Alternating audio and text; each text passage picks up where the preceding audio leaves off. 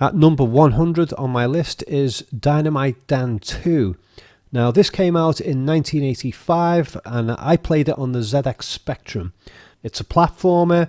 This was back in the days when games were so simple you just didn't take any notice of the story at all. The game was graphically great when it was released and good sound effects for its time as well. It's not a game that I would play now, but when it came out I was very addicted to it, and games were very tough back then. I mean, I don't think I actually managed to make it more than halfway through this game actually, despite playing it so much. But you know, it had me addicted, so it must have had something good going on. At number 99 is STRYDER, and this came out on the Sega Mega Drive, or Genesis as it's called over in the US, and this came out in 1990. Oh, by the way, regarding the issue of the Sega Mega Drive and Genesis, because I did most of my video game playing here in the UK, I played on the Sega Mega Drive as it's called, which is the same system that is called the Genesis over in America.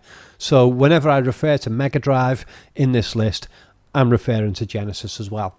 Alright, so STRYDER came out in 1990 and it was a platform fighting game with levels, and it didn't necessarily break the mold, but it did a few things that were unusual, and I like the graphical style with the big colourful bold characters and stuff, and I probably played through the whole game maybe 3 or 4 times, so it must have had some sort of charm to it. Number 98, and this is purely a nostalgia item for me because it's a game that I personally worked on. I did the graphics for this. This was for the Game Gear system in 1994. It went across multiple platforms, but I did the graphics, the background graphics for the Game Gear system. This was actually the second game that I worked on, because before I got into the industry, as in got a job in the industry, I worked independently with a programmer who had left a games company, and we worked together on a sort of a fighting arena game where I did all of the graphics for that game, but that game never got completed for weird reasons to do with problems I had with the programmer I was working with. It never got done, but I finished the graphics. But based upon the graphics that I did, I went and got a job in the games industry doing graphics, and this was the first project they gave me to work on, Power Drive for the Game Gear. So this was 1994. The actual car graphics in this were pre-rendered by another graphic artist, because it would have been too hard to draw this car in all its angles and try and get it to look really sort of smooth and accurate, drawing it by hand. So yeah, I did all the background graphics for this game, and I think they were pretty good for the Game Gear system at the time. And I had a couple of unusual touches in there where the cars go behind some of the foliage and stuff, and that looked quite nice at the time. So yeah, I wouldn't say the game is necessarily in the top 100 games of all time, but for me it's one of the top 100 because it's a pure nostalgia item for me from working in the industry. Number 97 on my list is the original arcade game of Asteroids in 1979. This is especially nostalgic for me because I think it was the very first video game I ever played. I was 6 years old at the time, and I remember my dad taking me to a video game arcade. I'd never even seen a video game before at the time, and we played Asteroids, and he would control the movement of the ship, and I did all of the shooting, and we used to spend hours doing that. We loved Asteroids. Although the game is extremely simple, you get like an immersion with the actual big arcade machines where, it's all dark around you, and, the lights, the simple light and sound of these very basic games really sucks you in. It's like another universe. So yeah, that's 97 on my list. 96 is Dragon's Lair. This is another arcade game, and this was one that I played in 1983 when it was released. The gameplay in this was pretty much terrible to the point of non-existence. The game consisted of a series of animations of this knight character trying to make his way through a castle to rescue a princess, and has to defeat a dragon and various monsters along the way. And basically the game contained all of this recorded video footage, which was all hand-drawn animations of the character either succeeding or failing at overcoming specific tasks throughout the castle. And basically, you'd enter a room, something would attack you, or there'd be some other trap would go off, and basically the game would prompt you to move the stick in a certain direction or swipe with your sword or something like that. And if you failed to do it, then the game would show an animation of the character dying. If you succeeded in pressing those directional buttons or whatever at the specific time that the game prompted you, then it would trigger a different animation where the character succeeds. So gameplay was incredibly simple. And we see this sometimes with games today where there'll be like a portion of a game where your character is fighting with another one, and you'll sort of like, the game will prompt you, oh, mash this button, oh, quick, press X, press B, and you're just like a monkey. You're not even making any decisions in the game. I don't like that type of gameplay, but Dragon's Lair really stood out to me and still stands out to me because of the beautiful artwork and animation that went into that game. And I can't recall having ever seen any other game that structured itself in this way, with these beautiful animations that were tied together like this.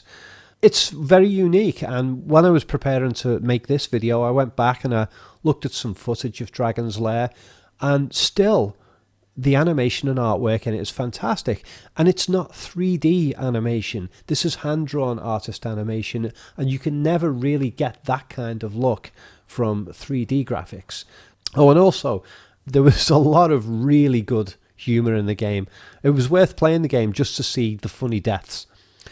Okay, number 95 on my list is Phantasy Star.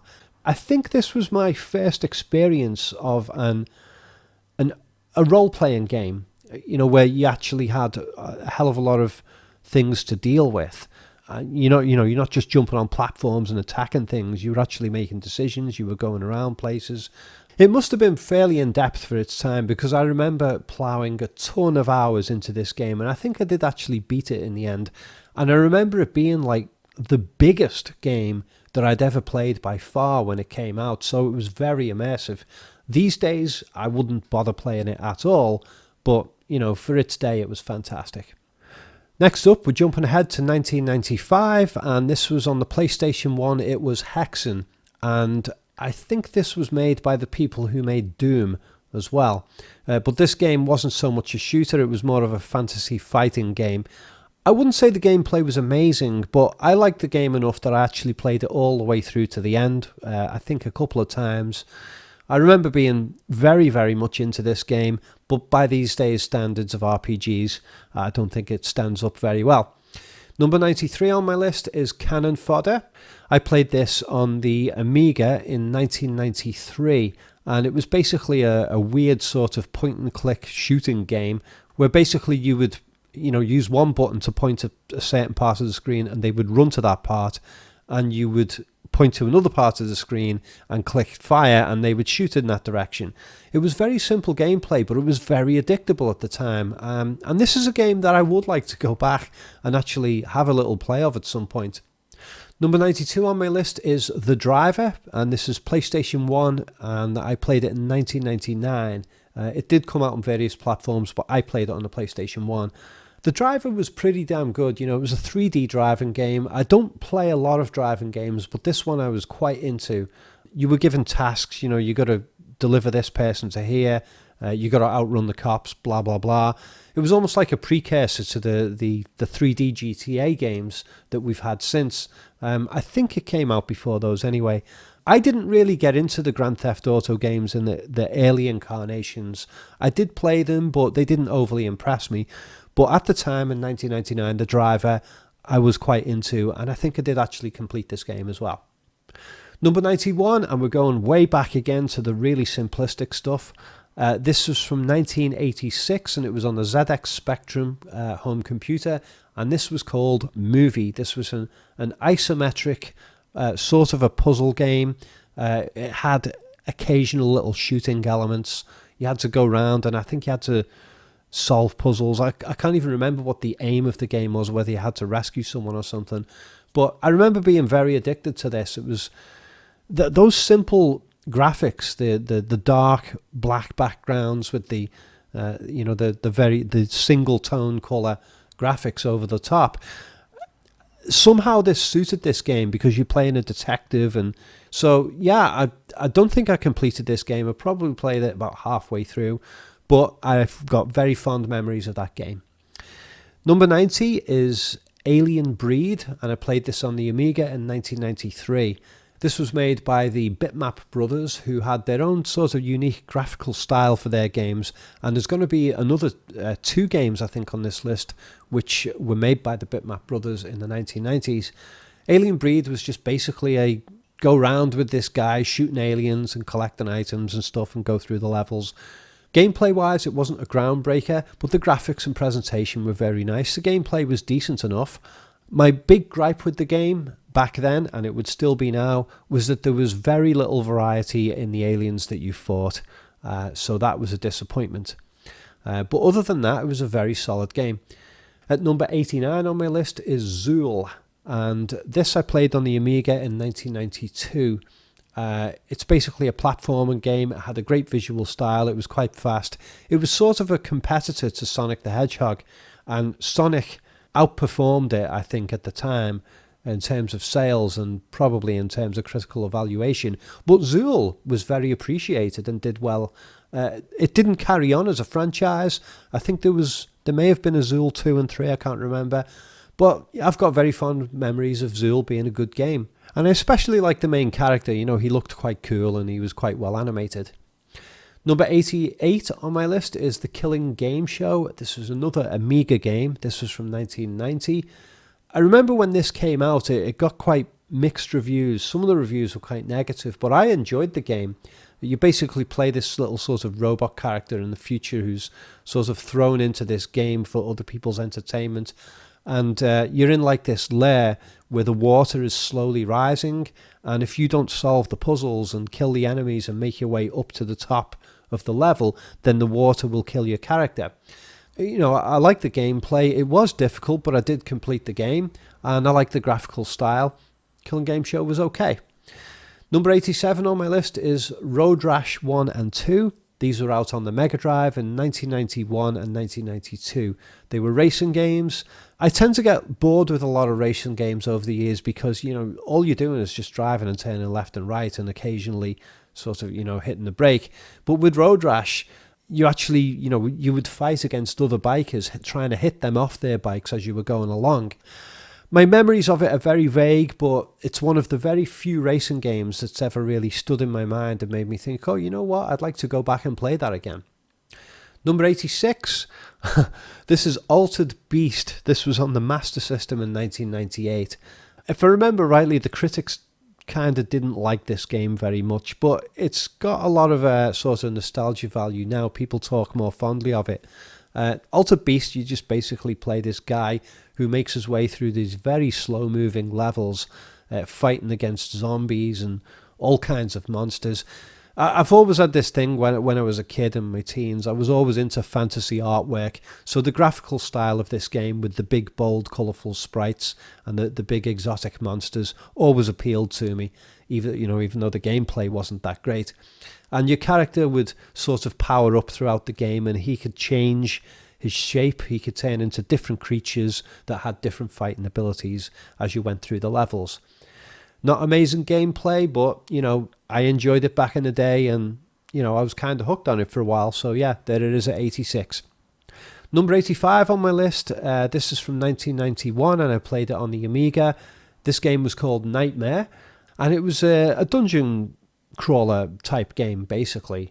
The graphical style was very eerie when this came out. I remember being really sort of immersed in the weird visuals. You know, graphically it was very strong for its time. I remember it being fairly tough as well compared to other dungeon crawler games. Number 84 on my list is ZAXXON, and I played this on the ColecoVision in the early 1980s, probably about 1982, I think. And this was a shooting game. It wasn't actually 3D.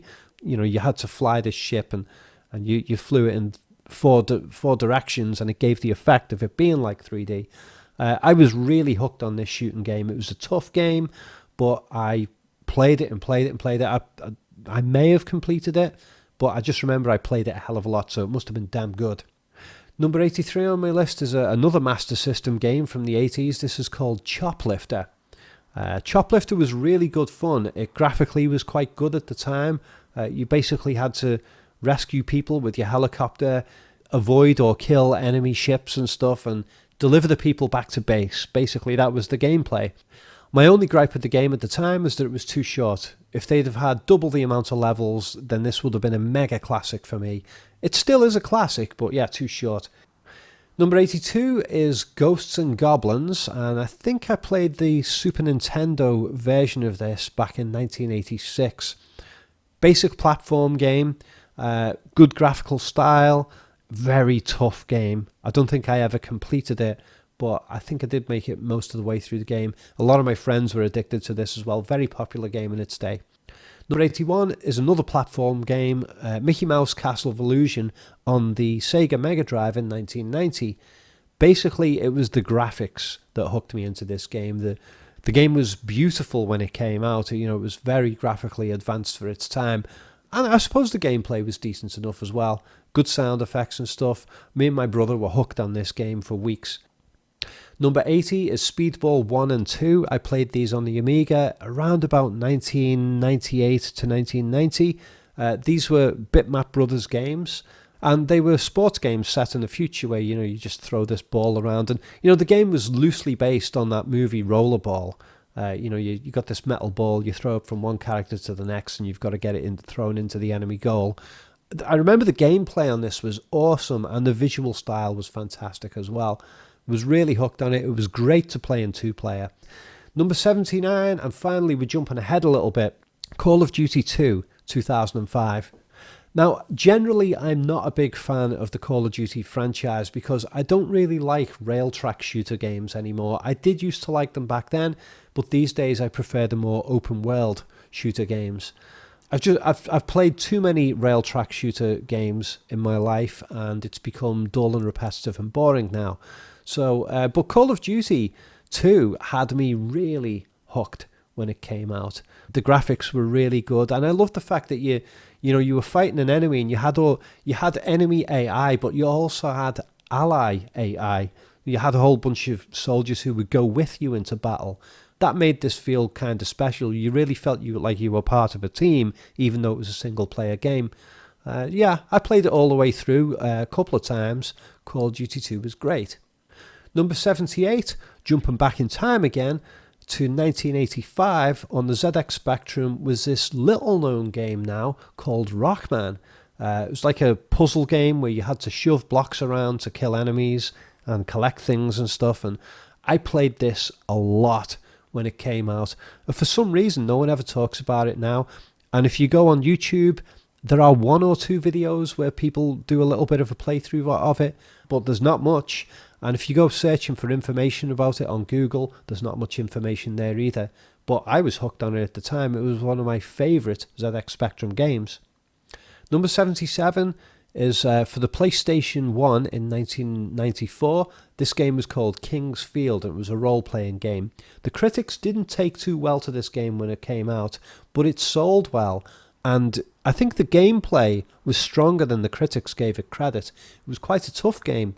I played it all the way through and I really enjoyed it. The graphics were kind of weak, but the gameplay and the challenge of it sort of compensated for that.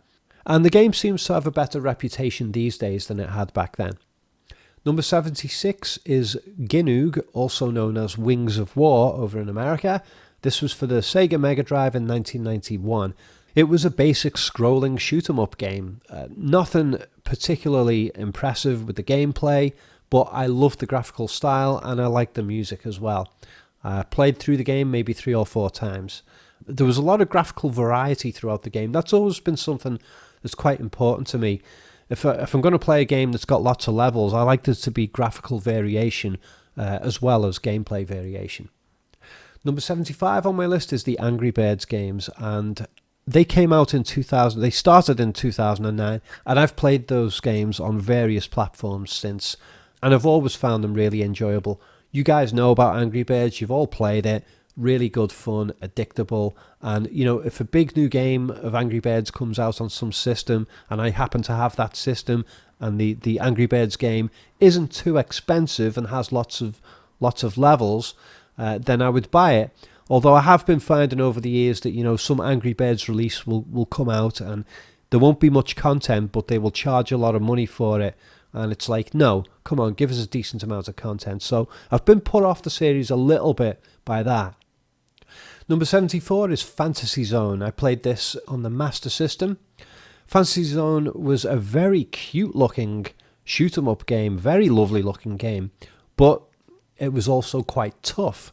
And it was a scroll and shoot 'em up game, but you got to choose which way you went. You know, it didn't just scroll in one direction, you chose which way to go.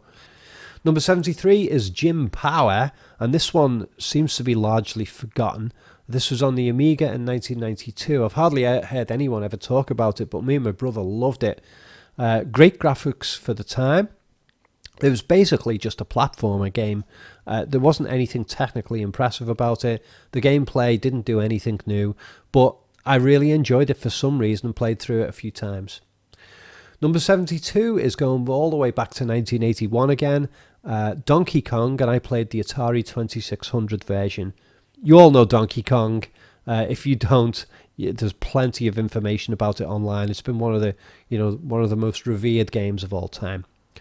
Number 71 is Disruptor, which is a game that hardly ever gets talked about, that was on the PlayStation 1 in 1996. It was a first-person shoot-'em-up game, and I really liked it. I loved the music in it. I loved the graphics. My only complaint was that the game was a little bit too short. It could have done with 2 or 3 extra levels. But I really loved Disruptor so much. I probably played all the way through the game 7 or 8 times. Number 70 is Crystal Castles, which came out in various formats, but the one I played was the really simple-looking Atari 2600 version in, I think, 1984. Now, I actually enjoyed Crystal Castles a lot more than Pac-Man. I did like the Pac-Man games, but I found that the appeal of Pac-Man wore off very quickly. But for some reason, Crystal Castles had me hooked for quite a long time. You know, it was one of those games you have to go around and collect the dots, but the visual structure of the levels was quite different to Pac-Man. Number 69 was EXHUMED, also known as POWERSLAVE. This was on the PlayStation 1 in 1997. First-person shoot-'em-up game set in Egypt. Very atmospheric for its day, pretty good gameplay. I never actually completed it because I don't know if other people had this problem, but there was a point where I got to in the game where I think I needed to somehow jump across something, and it was impossible. I spent hours and hours trying to find a way to jump across this huge gap in one of the levels, and I just could not find a way. And at the time, you didn't have sort of internet guides telling you how to get past certain obstacles in games. Otherwise, I would have just looked it up. I actually assumed that there was something wrong at the time with the game disc that I had, but it couldn't have been that. There must have been something I didn't know how to do. But I made it about 2/3 the way through this game, and I loved what I played. Number 68 is the WONDERBOY games. And these appeared across lots of different platforms in the late 80s and the 1990s. And I think there's been some recently since. But I played them in the early forms in the 80s and 90s. This franchise was really, really big. And I think I played about 5 or 6 of the WONDERBOY games, and I was always hooked on them. I've just lumped them all together in one here because the gameplay, from what I recall, was pretty much the same across all those games. And I can't remember which one I liked the most. Number 67, getting up to modern times. On the PC in 2015, I got a copy of LARA CROFT Go, which was a quite simplistic isometric puzzle game using the Lara Croft character, of course. I was surprised how enjoyable this game was and very well crafted and, you know, quite polished, technically polished. It was a lovely little game. I would have liked for it to be a little bit longer, and I'd like to see a sequel of it that expands upon it, because I think there was real potential with this. It got good reviews, and I actually prefer this to the more recent Lara Croft games. I don't like the Lara Croft games that have come out in the last 6 or 7 years ago. They just, for me, the whole Tomb Raider thing has lost its charm. I like the earlier games, but this was an interesting way to take that franchise. Number 66 is Elder Scrolls Oblivion. I played it on the Xbox 360, and that came out in 2006. And I don't really need to explain what this game's about. You know, pretty much all of you have played Elder Scrolls games. I liked Oblivion a lot. I played it for quite a long time. But the reason it's way down at number 66 on this list is because I was really annoyed about having to do this task throughout the game of closing Oblivion gates. It took forever, it was repetitive, it was almost a game spoiler for me, the closing Oblivion gates. But near enough everything else that was in the game I really liked. Except I was also disappointed that the caves in the game all looked very similar to each other. They were quite generic. But then there was a hell of a lot to explore in this game. There was so much content there. It was really good. Number 65 is Crash Bandicoot Insane Trilogy. This only came out last year in 2018.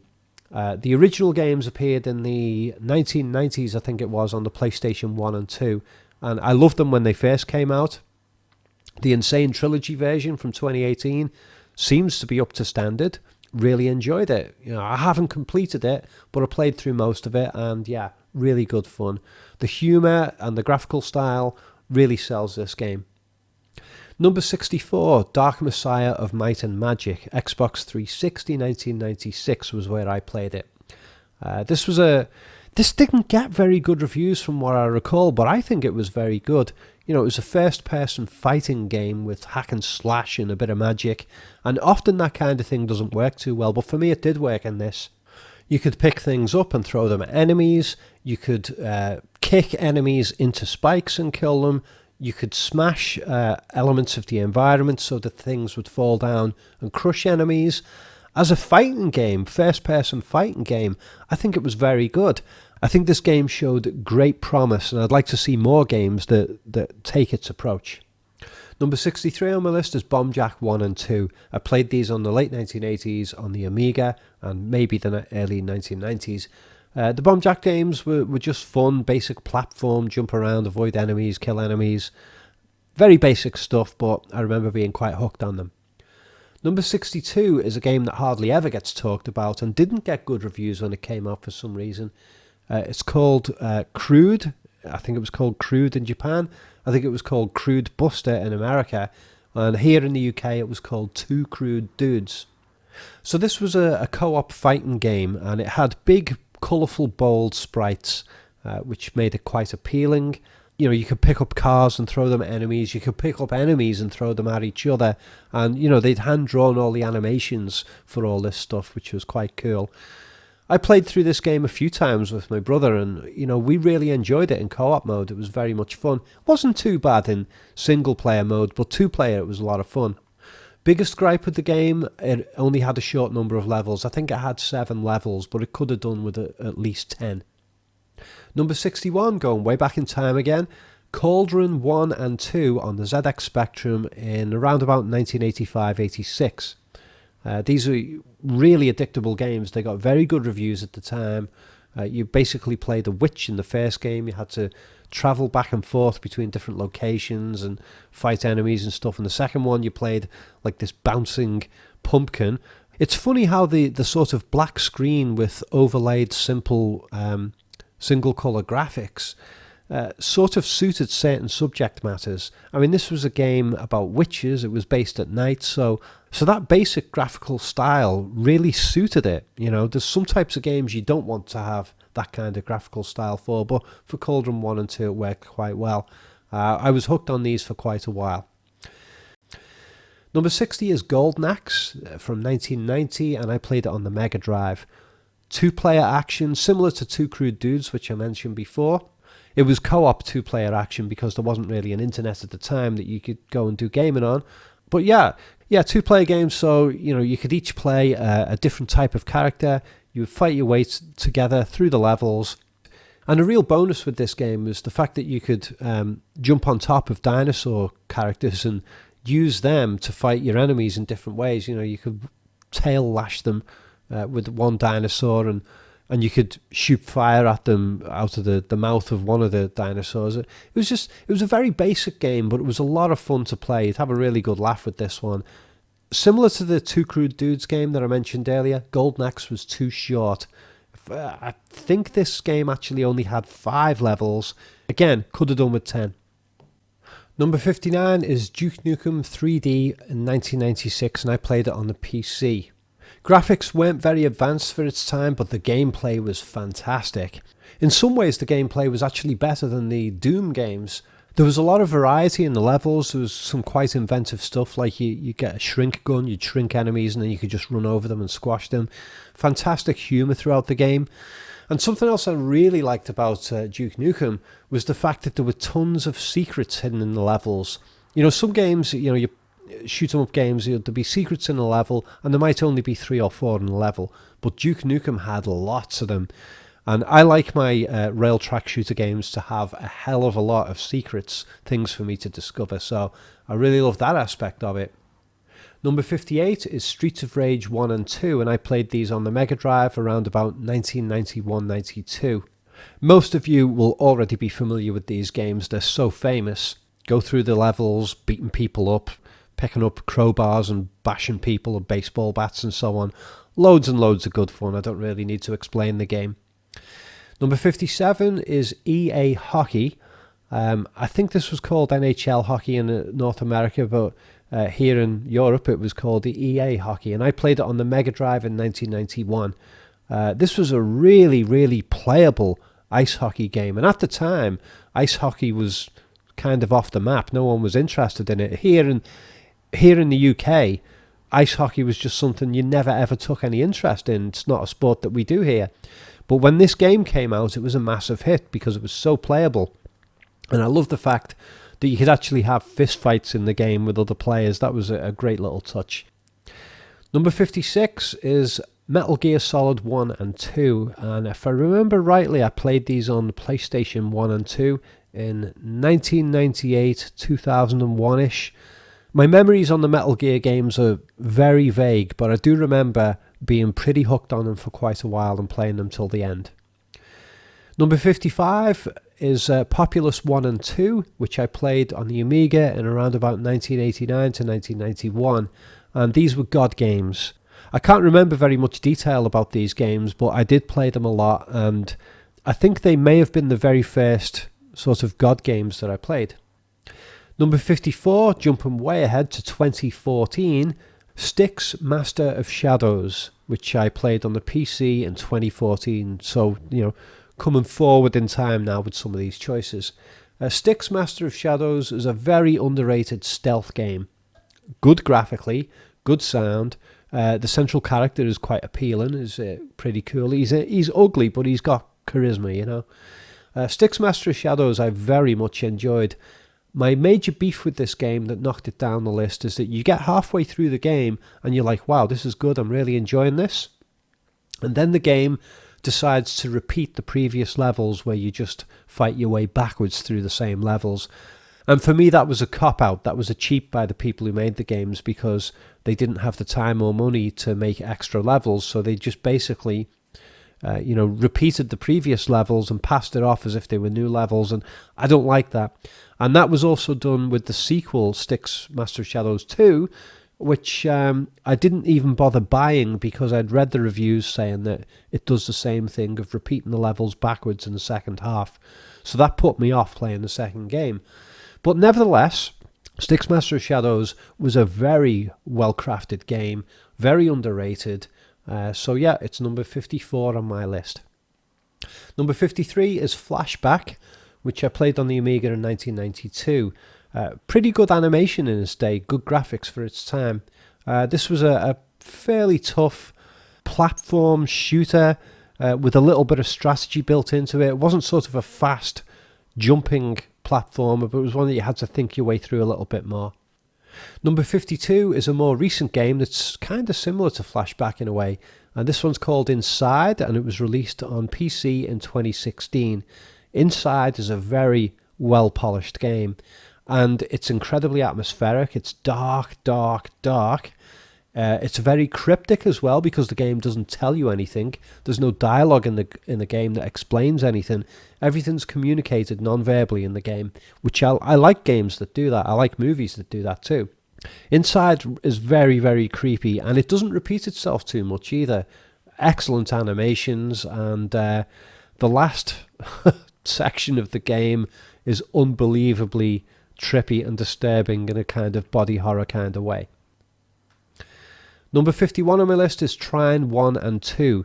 These came out on various platforms, I think, but I played them on the PC. They were released in 2009 and 2011. These are co-op platformer puzzle games, and they are some of the most visually beautiful games I've ever seen. The graphics are fantastic in these games. There is a Trine 3 game, which is decent enough in itself, but they expanded upon the previous games into a more 3D environment, and the effort was appreciated, but somehow it didn't quite work as well as Trine 1 and 2. It's still worth a go, Trine 3, but 1 and 2 were my favourites. Oh, and by the way, there is a Trine 4 that's currently in development and is getting released soon. Number 50 is Bejeweled 3, getting back to more simplistic stuff now.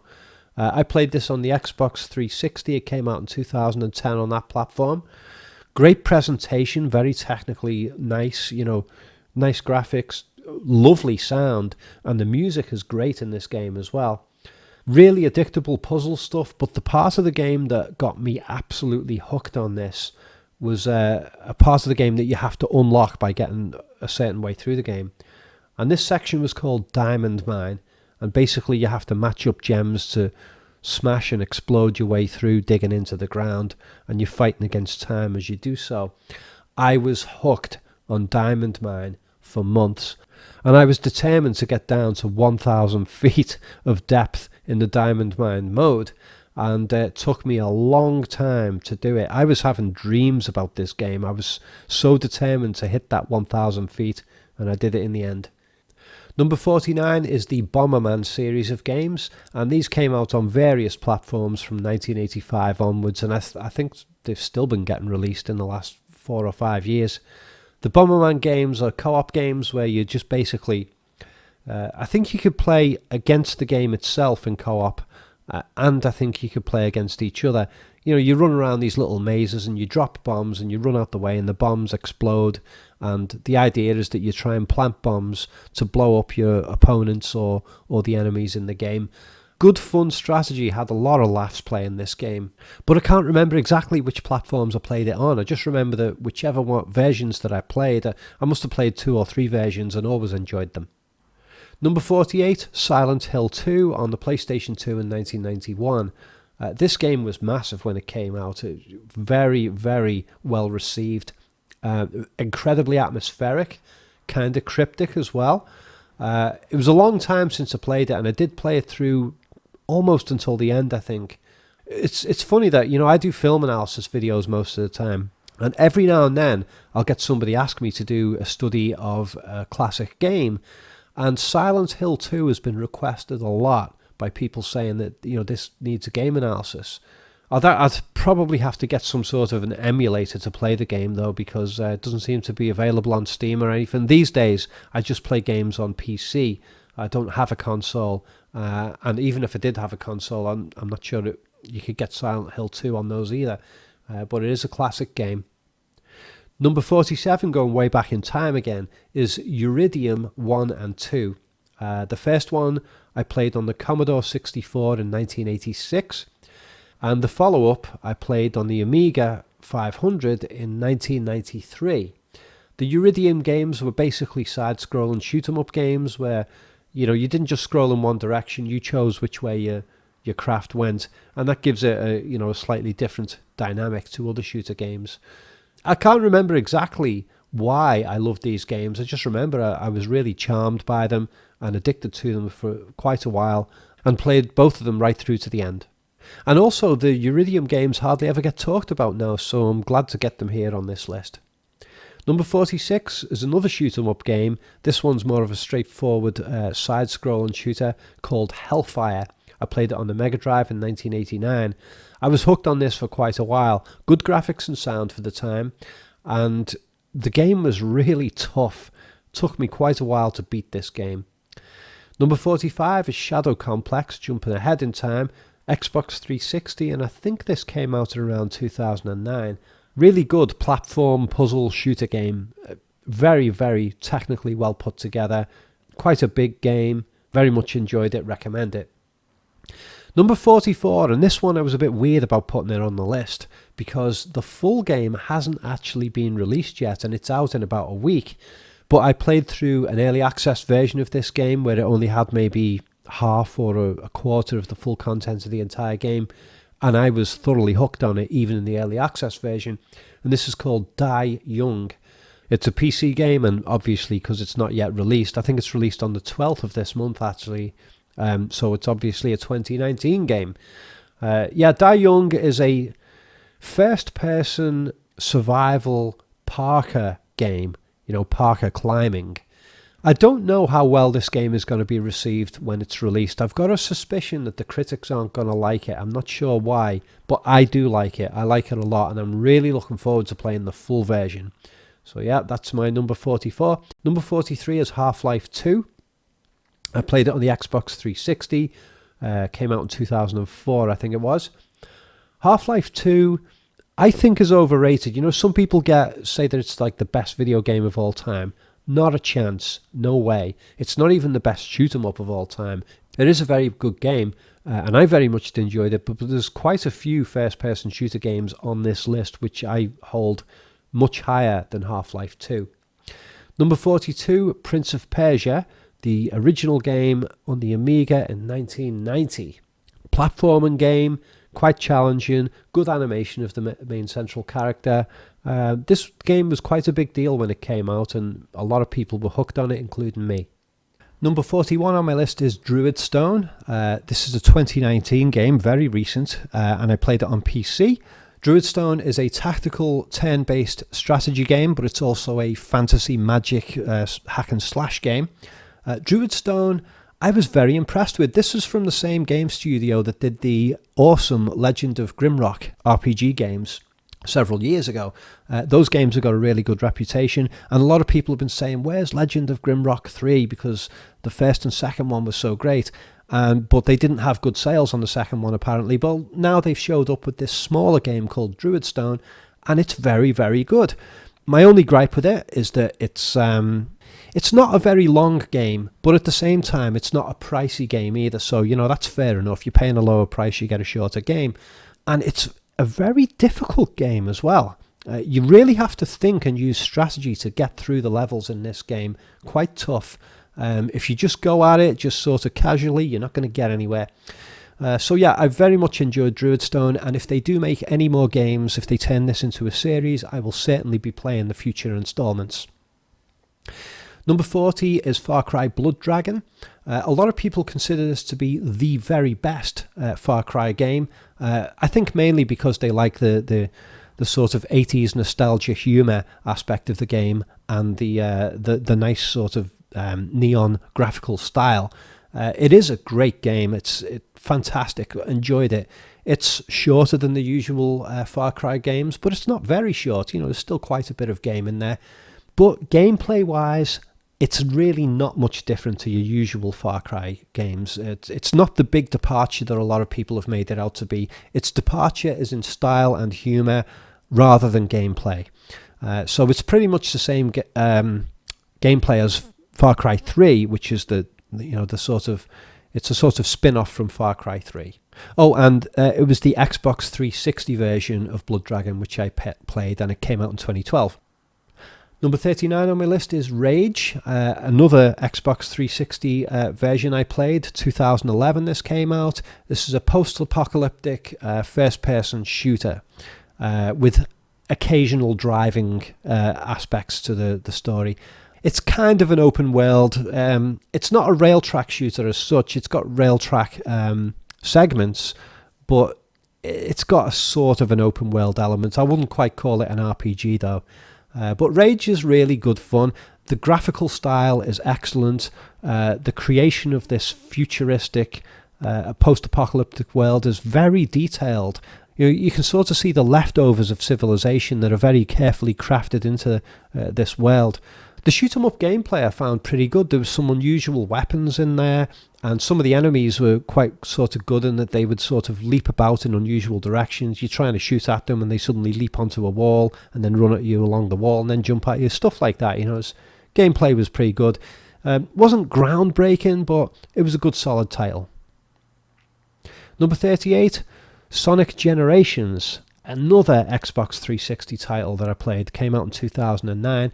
I like a lot of Sonic games over the years. I've played lots of them, like the very early ones on the old Sega Mega Drive. I played a lot of them. But Sonic Generations is my favourite one of the whole bunch because it seems to capture the best elements of all the different games that came before it. It's got most of the characters from the previous games. It's really fast. It doesn't break the mold. It just condenses together a lot of those best elements from the previous games. So I really like that one. Number 37 is Splosion Man. This is a platformer. I think it's an exclusive Xbox 360 title. It's another one from 2009.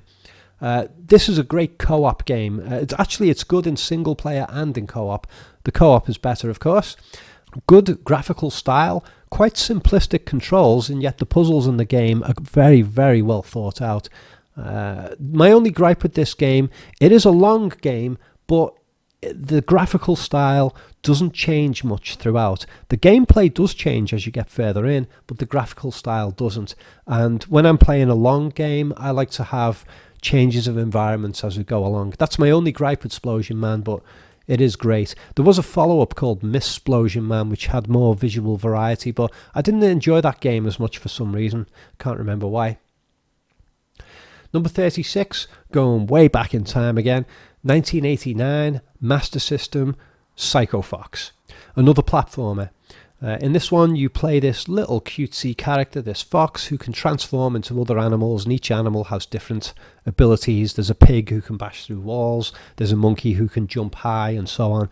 And you go through, I think it's 7 worlds, and each world it's got its own graphical style. The graphics are very simple and kind of attractive in a cute way. I never ever got into the Super Mario games, mainly because I tended not to have the systems that the Mario games were on. It's not that I didn't like them, I just for some reason always had the wrong consoles and didn't end up playing Super Mario games. But I did really enjoy Psycho Fox, and it has been called a sort of a bit of a Super Mario clone. I got a lot of fun out of this game, and I must have played through it half a dozen times right to the end. I was quite addicted to this one. Number 35 is Dishonored. Xbox 360 2012 version is the one I played. Dishonored is... it kind of gets called a stealth game, but it isn't strictly a stealth game because your character's actually got quite a lot of weapons and a lot of powers, and you can go through the game and not play as stealth and just go for a sort of violent bloodshed approach. You can take either approach. It's very good, very polished. I like the fact that each level is a sandbox where you can take different approaches and find different pathways through on different playthroughs. So Dishonored I liked very much, but I haven't played Dishonored 2 yet. Number 34, another Xbox 360 title, 2011 this time, is the classic Bulletstorm. It didn't get very good reviews when it came out, but it has become quite a cult game over the years, and it's got a lot more respect than it got when it first released. And in fact, I didn't play it for years because of the bad reviews, and then eventually I just went, oh no, I'll get a copy of this, and I was like, wow, this is actually good. It's a rail track shooter, but it's got a lot of unusual weapons in it. It's got a whip where you can lash out at enemies and pull them in the air towards you in slow motion, and then you blast them to pieces in the air. It's got lots of other unusual gameplay elements that make it sort of separate it out from the usual formula rail track shooter. It's a shame they haven't turned this into a franchise. There's a lot of potential here. If a Bulletstorm 2 came out and got reasonable reviews, I would lap it up. Number 33 is Micro Machines, and the version that I really got into was the Sega Mega Drive version in 1991. This game wasn't very good in single player, but co-op mode, fantastic. So much fun, so much laughs playing this. Spent a lot of time playing with it. It's really, really good. If you've never come across it, go check it out if you can get hold of a copy, maybe with an emulator or something. Number 32, Doom 2016. PC version I played. This was really good. I wasn't so keen on Doom 3. It didn't have enough speed and enough enemies running around on screen at once. I always liked in the original Doom games how there would be tons of enemies coming at you and you'd be killing them all. But Doom 3 sort of reduced the amount of enemies. I didn't like that. But Doom 2016 got the freneticness back up that was in the original games, but with modern graphics. And the glory kills aspect of the game was fantastic. Really gave the game a punch that was missing from the early Doom games. And so I'm looking forward, of course, to the new Doom game that's coming out. What is it? Doom Eternal, I think it is. Yeah, I'll definitely be getting that one. Number 31 is Half-Life 1. A lot of people say that Half-Life 2 is the best one, but I didn't think so. I like Half-Life 1 better. Maybe I had more novelty with it at the time. I thought the overall structure of the game was better. I liked the levels more. I thought there was more variety. There was more alien world stuff in Half-Life 1 than there is in Half-Life 2. And some people didn't like that, but I did like it because it gave variety. It was the PC version I played, and it came out in 1998. At the time, a lot of people were saying best game ever, and it was certainly one of them, but I definitely would not put Half-Life 1 or 2 as the best game ever.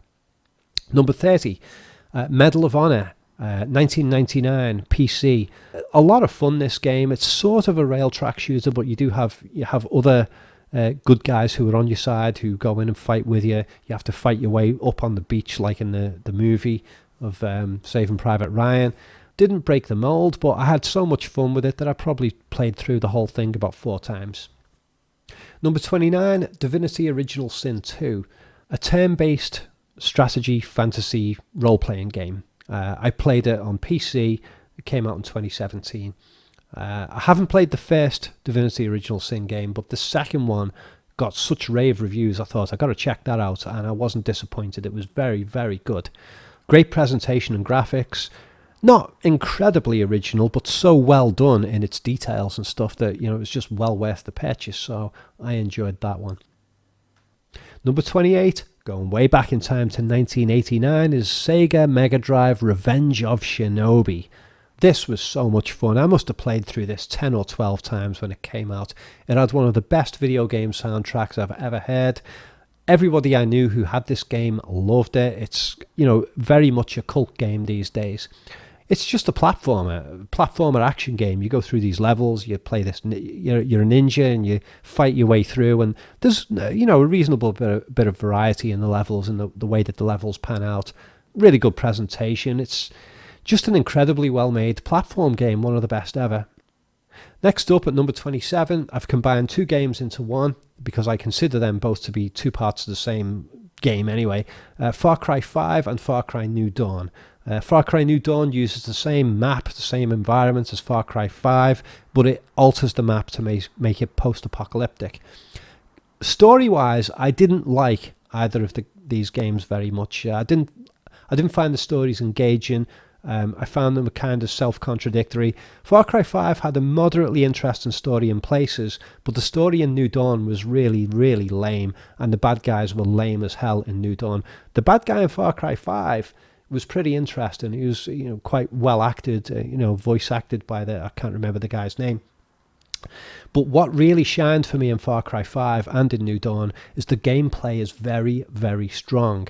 Most of the Far Cry games over the last 10 years have sort of built upon the same gameplay formula and added good little bits to it, but not done anything revolutionary. Far Cry 5, like I say, it has the same kind of gameplay that you get in Far Cry 3 and 4, but it's just done even better because you got more things you can do and there's some improvements here and there.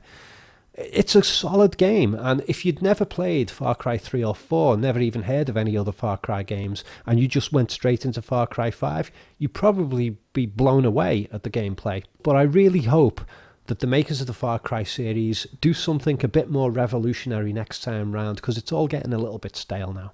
And the environments weren't exotic enough in these games. The last time they had a really decent exotic environment was in Far Cry 3. Number 26, Megalomania. This is going back to 1991, and I played the Amiga version. This was a god game. You're controlling all these people and building up resources and trying to fight against other castles and blah, blah, blah, blah, blah. If I remember rightly, that your sort of little population of people, they evolve throughout this story from like cavemen right up to using spaceships or something like that. I think it was this game and not Populous. My memories of this are vague, but I know that I played it a lot when it was out. Number 25, this one's going way, way back, 1982. And this was on the ColecoVision system, which was a sort of competitor of the Atari systems. And the game was Dig Dug. And Dig Dug came out on various platforms, but the ColecoVision one was the one that I played. And I had doubts about putting Dig Dug on this list. I had very, very fond memories of the game. So recently I just went back and looked at some YouTube footage of Dig Dug on the ColecoVision, sort of jog my memory about the game and why I loved it. And when I saw the gameplay and the footage, I realized why it was so great. It was just so well thought out, and I enjoyed this game a hell of a lot more than Pac-Man. It had the sort of maze elements, but it had strategy elements. You're trying to kill all these enemies on screen. You're trying to dig tunnels so that rocks drop on top of them. You get extra points if you crush several at once. You're trying not to get killed yourself. It was a very simple, basic game, but it lent itself quite well to the player coming up with strategies to beat the levels. And sometimes you don't want a game that's too big and complex. Sometimes you want something that's graphically simple and fun and cute.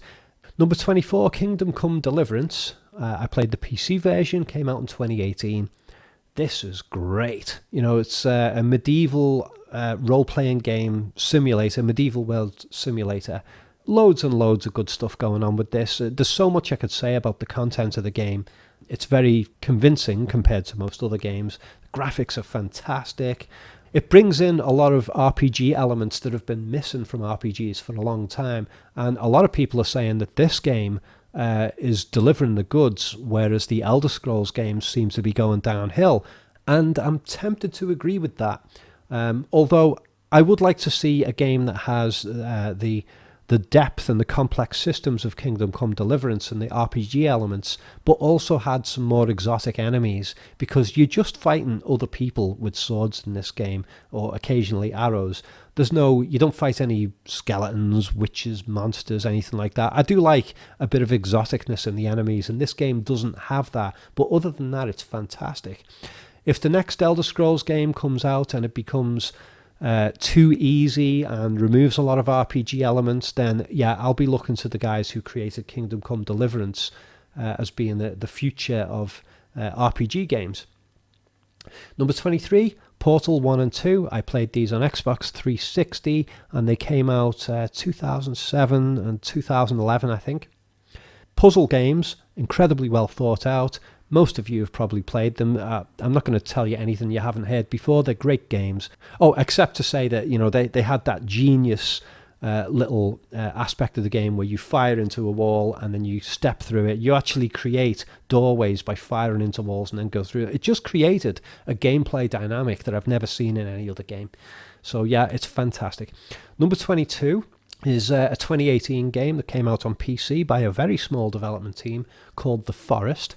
This is a survival game and it is brutal. It's brutally hard and it's brutally violent.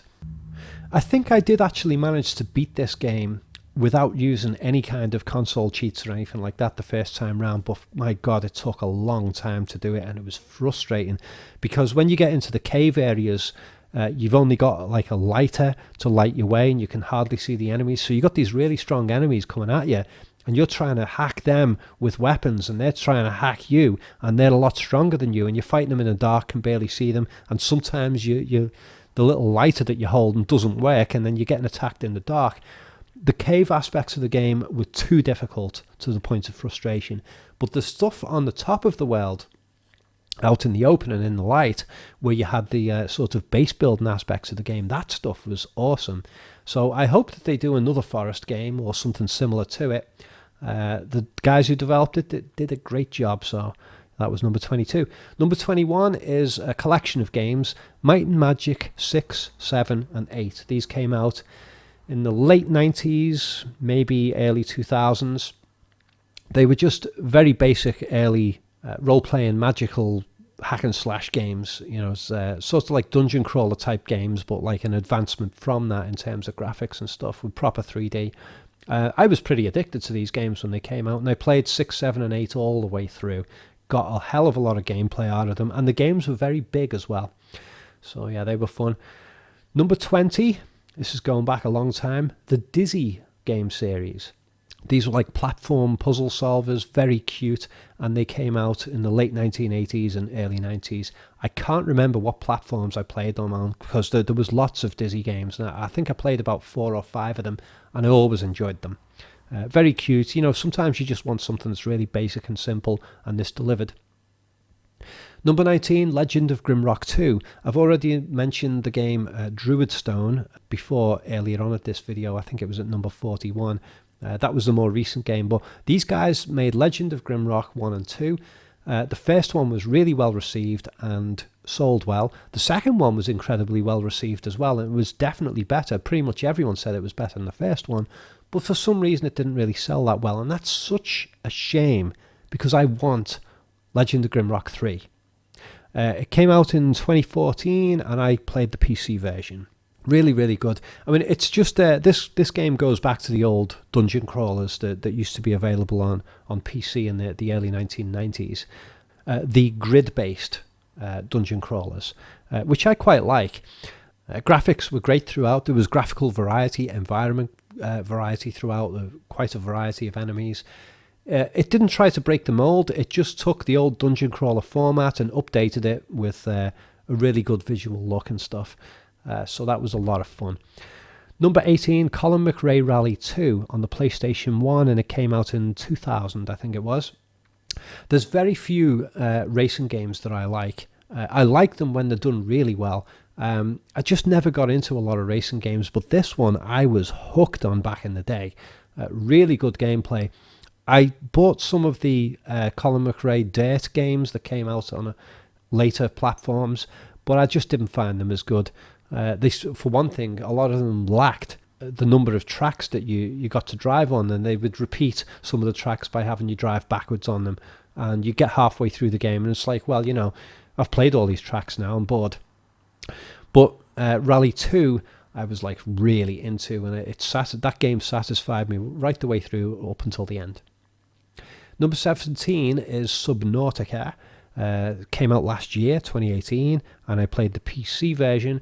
Beautiful game, lovely looking, beautiful setting. You know, you're stuck on an alien world in the ocean, and you need to build a base and escape from this world. And you know, you need to build a rocket so you can get off the planet. You have to gather resources and stuff. Very, very atmospheric, and the environments are great. You know, you start off having to just sort of go to shallow depths in the ocean to collect resources, and as you build more and more complex submarines, you can go deeper and deeper into the ocean to, you know, more dangerous depths where there's lava and stuff like that. Gorgeous game, and very atmospheric, and surprisingly scary playing this at night in the dark. Oh, and Subnautica 2 is coming out soon as well. I don't know if it's going to be any good, but I'll look forward to it. Number 16, Thief 2. PC version, and it came out in 2000, I think. Marvellous stealth play. Very original game when it came out, and this game is pretty legendary. I mean, Thief 1 was damn good as well, but Thief 2 was the one that really grabbed me. You know, the gameplay is great in terms of the stealth was unusual at the time, and the choices that you had of approaching problems in different ways. Love that game. Number 15, Arkanoid 1 and 2. I think I played these on the Amiga and maybe on the ZX Spectrum back in the day. I played a few different versions of these, but I always enjoyed them. Very fast and very addictive. You know, those kinds of games that have very simple controls, and they seem very simple on the surface, so you can just dig in and out of them, but once you really get into them, they're quite tough and challenging. Arkanoid 1 and 2 I loved. Number 14, Head Over Heels. Now, this is going back a bit. Came out around 1990-ish, and it was the Amiga version that I played, if I remember rightly. This was an isometric sort of puzzle game where you controlled two different characters alternately, and you can make those characters work together. You can stand one on top of the other, hence the name of the game, Head Over Heels. And then once the two characters are joined together, they become more powerful. Really, really cute graphical style to this game. Quite a challenging game as well. I mean, you know, back in the days when you didn't have endless saves, this was quite a tough game to beat, and I never did actually beat it in its original version. But there is a free remake version that's available online, which you can easily hunt down. Just Google Head Over Heels remake, And yeah, it's free, and it's a good little game, and the updated graphical style is very nice. And I think there's unlimited saves in the new version, which means you can actually make it through the game without having too much hassle. Whether that's a good thing or a bad thing, I don't know. But yeah, that's number 14. Number 13 is Minecraft, of course. Xbox 360 version was the one I played, although most people swear by the PC version because it's a larger world, and I understand that. Minecraft is so unbelievably addictable. I actually bought Minecraft because there was another game that I was pretty much addicted to, and I was like, I need to get off this game because it's just swallowing up a lot of my life. So I went and got Minecraft thinking that, oh, this will break the mold with that, and then I got addicted to Minecraft just as much as I was on the other game. Yeah, just this whole sort of free world. Sometimes I like to have a game where there isn't actually much of a story, and you just go around and mess around and do stuff and build things, and you know, Minecraft is just marvelous. I never ever did get into playing Minecraft online, and that's a point that I need to make about this entire list. I've never been an online gamer very much. The times when I have played online games, I found it really annoying because you get people using cheats and stuff. I like to just sit back and escape from the world with video games. I don't want to go playing against other annoying people who are just messing around and stuff. So yeah, I only ever played Minecraft single player. Well, maybe if I tried the multiplayer, maybe I'd love it. I don't know. Number 12 is a 1991 game called Gods, and I played it on the Amiga. Great graphics and sound in its day. It was quite stunning at the time. Really addictable, platform puzzle games, really good atmosphere, really, really great game, and still today a lot of people love this game. Number 11, XCOM 2, got the PC version, came out in 2016. One of the most technically slick games I've ever seen. This is very, very well polished game, really good graphics and sound. I found this game really hard to play at the beginning because I've never really gotten into a lot of turn-based strategy games. I do like them now, and XCOM 2 is one of the games that turned me more towards turn-based strategy games. Very hard game to play at the beginning, and you know, it's renowned as being a difficult game. But once you get into it and you start figuring out the strategies, you start to get somewhere with it, and you actually feel a sense of achievement for actually winning in this game because it's not easy.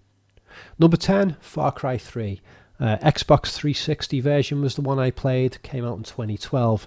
This is one of the few games that I've played where I actually felt some sort of engagement with the main character of the story and you know, the character arc of the story. Very few games get me in terms of story, but this one kind of did. I know a lot of people say, oh, it's not realistic because, you know, this guy with no experience of the military couldn't just go to an island and do all this stuff. But hey, this is the world of video games. How many games, shooting games, do you get in the video game world that actually match up with the reality in any way at all? No, that's garbage. But I enjoyed the story of this game. The world itself was really impressive and beautiful. A lot of people highly rated Far Cry 2, and some people still say it was the best one. I was disappointed with Far Cry 2. I enjoyed some aspects of it quite strongly, but also find it quite annoying and restricting in other ways. But Far Cry 3 for me was a big advancement on Far Cry 2. It was maybe a bit too easy, Far Cry 3. Could have done with more difficulty. My biggest gripe with it is that around about halfway through the game, it starts to get a bit repetitive. There's 2 big islands on the game, and when you get to the second island, you're sort of hoping that things are going to get more varied, but what you get on the second island is basically just a repeat of what's on the first island and wasn't really needed. And I guess the main problem with that is the enemies are more or less the same all the way through. You're just fighting people. Oh, fighting more people, but the people don't change their abilities very much. You get some guys show up with armoured suits who can take a lot of damage and stuff, but other than that, you're just killing the same old people over and over again throughout the game. That was my biggest gripe with it. But other than that, the first half of the game I thought was fantastic. Oh, and the ending of the game, there were 2 choices in the ending, and if you took one of those options, you were in for a hell of a shock, and I took that option, and I was like, haha, that's clever. Number 9 is Skyrim, another open world game, but a lot bigger open world than Far Cry 3. You know, Far Cry 3 was actually sort of called the Skyrim of shooter games when it came out. Well, Skyrim Came out 2011, I think it was a year before Far Cry 3, and I really got into Skyrim. I played it on Xbox 360. I have actually got a PC version these days. A great combination of playability and depth. It's not as deep as some of the other Elder Scrolls games that came before it, but the combat in Skyrim is so much more satisfying than it was in the previous Elder Scrolls games. So it's like an arcade RPG almost, to an extent. Skyrim is really fun to play, but I think the game is too easy. The choice of character that you make at the beginning of the game seems mostly irrelevant, because I've tried it with all different characters, and I found that the game doesn't really play much differently, regardless of which character I have. I also felt that the setting of the game was a little bit generic. Yeah, you got some exotic stuff. There's dragons. The dragons was a very welcome aspect of to the series, but the Nordic mountain sort of setting I found a little bit dull. I like something a bit more exotic. So the next time they do an Elder Scrolls game, I'm hoping for something that's set in, I don't know, a swamp world or something, At number 8 on my list is Doom 1 and 2, those original classic games. I think the first one came out in 1993, and it was mind-blowing at the time. Never played anything like it before that. Incredibly fast, incredibly playable, and also incredibly dark and moody. Very atmospheric. There wasn't really much of a plot. I think there was a screen at the beginning of the game that gave some text, given some vague outline of a plot. But sometimes I really like it when a game has got all the atmosphere and doesn't have a plot at all. And for me, playing the Doom games, it was like stepping into a nightmare. It's just stepping into a world of fear and violence, but there's no plot to it. And that, for me, that makes the game more immersive in this case for some reason. I'm not really sure how to explain that, but I like the fact that it hasn't got a plot. Number 7 is Eye of the Beholder 2. This was a dungeon crawler game in 1991, and I played it on the Amiga, and I liked it a lot better than Dungeon Master, which seemed to be the game that kicked off that whole genre. Eye of the Beholder 2 had the advantage over games like Dungeon Master in that it had much more varied environments and enemies than the other games, from what I recall anyway. Like Eye of the Beholder 2, you start off in a forest, and then you make your way into a castle, you go down into the dungeons, and later on you make your way upwards in the castle to more exotic looking rooms with very different types of enemies. I like the variety that there was present throughout Eye of the Beholder 2. I don't know what I'd think of it now if I played it, but if I played it that much, must have played it through 6 or 7 times. I spent a lot of time playing this game back in the day. Number 6 is Deus Ex, the very first one. Came out on PC in 2000, I think. This was really unusual. When I first bought the game, I was like, what the hell is this? I don't get what's going on. And then it took me a little while to sort of get into what it was about, and I was like, oh, okay, there's a hell of a lot of choice in this game. I've got a problem here I need to solve, and I've got like 7 or 8 ways of going about it. I really liked the choice aspect of Deus Ex in terms of how you approached problems. It felt very unique and unusual at the time. I never actually completed the game. I played it maybe until about halfway through, maybe 2/3 of the way through, and then I got distracted by some other game that came out. But I've got very fond memories of this game. Number 5 is Tomb Raider 2 and 3. I've lumped those together because the gameplay is pretty much the same between the two. These 2 games for me were the very best of the entire series. Tomb Raider 1 was the one that started it all off, of course, but the environments were more or less the same as you went through the game. Tomb Raider 2 and 3 started to vary it up quite a lot. Like in Tomb Raider 2, there was a level where you swim underwater and you go into a sunken ship, and you have to run around in this sunken ship. And if I remember rightly, the ship was actually upside down. That was pretty cool. And Tomb Raider 3 took it off to other exotic places. And in these 2 games, Lara Croft gained new abilities that weren't present in the first Tomb Raider game, and for me made the gameplay a lot better. Marvellous level design, great locations and puzzles, and I played through these games several times. Number 4 is The Witness. Came out in 2016 for PC. I think it's on some consoles now. I played the PC version.